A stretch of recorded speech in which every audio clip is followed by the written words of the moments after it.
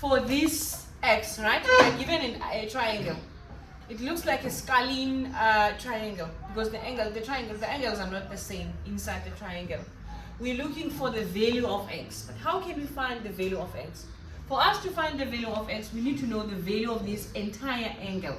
Then the value of this entire angle will actually lead us into finding the value of x, right? So what we can do is that we use this method. We say x, right, is equals to, because we know that all angles inside triangle are equals to 180 degrees.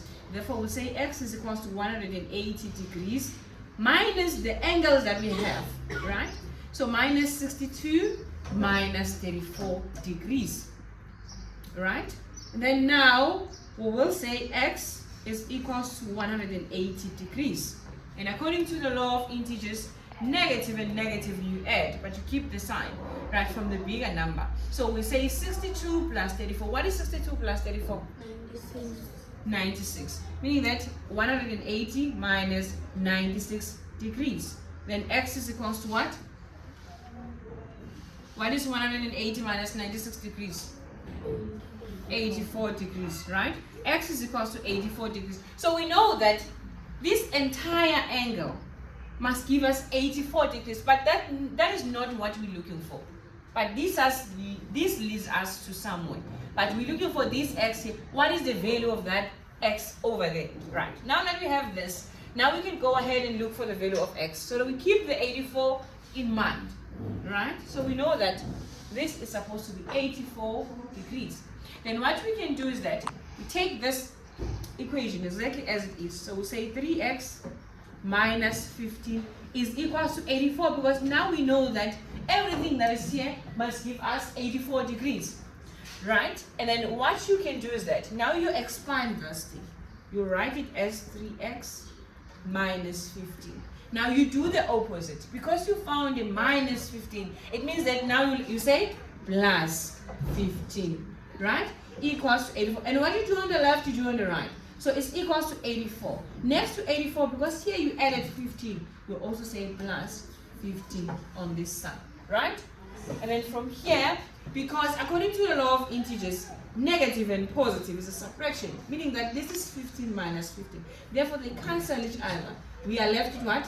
3x is equals to 84 plus 15. Good. Then now, we will say 3x is equals to, we add 84 plus 15. What is 84 plus 15? 99. 99. Right. Okay. Now that we have 99, we then look at the two things, right? We have a 3, we have the 99. And we are looking for the value of this x, meaning that we need to get rid of this 3. So that the x remain on its own, because we are looking for the value of that x. Therefore, we divide with the 3, right? We're dividing here with the 3. We're going to divide this other side with the 3, right? Now, the 3 and the 3 will cancel each other. The x will go down and then equals to 99 divided by 3. We said that is what? 33, right? It means that x is equals to 33. Now, let's go and prove if indeed x is equals to 33, if it works for us. Let's go back to the equation. So we've got 3x minus 15 is equals to 84. Meaning that where there's x, now we're substituting with 33 because that's what we found, right? So we say 3, where there's x, we're putting our 33 minus 15 is equals to 84, right? And then in this case, we will multiply the two. Say 3 times 33. What is 3 times 33? 99. Minus the 15 is equals to 84. What is 99 minus 15? 84. You see? So meaning that we are right, that x is equals to what? To 33. Okay? Sorted.